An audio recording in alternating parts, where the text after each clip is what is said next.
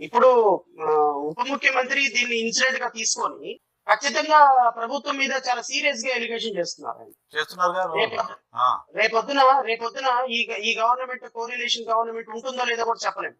ఈ విధమైనటువంటి హిందూ ధర్మం మీద అటాక్ తోటే చంద్రబాబు నాయుడు రేపు ముఖ్యమంత్రి పదవి నుంచి దిగబోతున్నారు. Bharatiya Janata Party they are utilizing every opportunity through Pawan Kalyan. రేపు పవన్ కళ్యాణ్ ముఖ్యమంత్రిగా ప్రొజెక్ట్ చేయాలంటే ఇలాంటి ఇన్సిడెంట్ వాళ్ళకి చాలా అవసరం.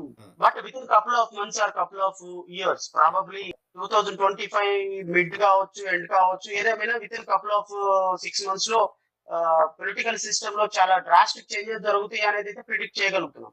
ఎందుకంటే నారా లోకేష్ ని మరో డిప్యూటీ సీఎం గా ప్రమోట్ చేసే అవకాశం ఉందా, లేకపోతే ఫుల్ ఫ్లెడ్జ్డ్ గా ముఖ్యమంత్రి పీఠం అప్పచెప్పే అవకాశం ఉందా అనేది ఒక విధమైనటువంటి డిస్కషన్ జరుగుతుంది. సో నేను అనుకుంటాను ఖచ్చితంగా నారా లోకేష్ గారిని మరలా ఒక ముఖ్యమంత్రిగా ప్రమోట్ చేసే సందర్భంలో పవన్ కళ్యాణ్ ఖచ్చితంగా యాక్సెప్ట్ చేయాలి, నో డౌట్ అబౌట్.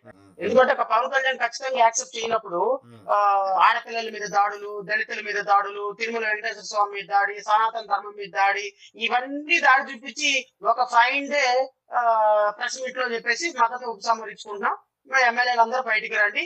మళ్ళీ సీన్ కట్ చేస్తే ఎన్టీ రామారావు గారి వైస్రాయ్ హోటల్ సీన్ గుర్తొస్తుంది. నిన్న ఒక మాట పవన్ కళ్యాణ్ గారు అన్నారులే, మేము 15 ఏళ్ళు పొత్తులో ఉండాలనుకున్నాం కానీ అలా ఉంచేలా కనపడట్లేదు అనే మాట పవన్ కళ్యాణ్ గారు అన్నారు. అంటే గ్రౌండ్ ప్రిపేర్ చేస్తారు.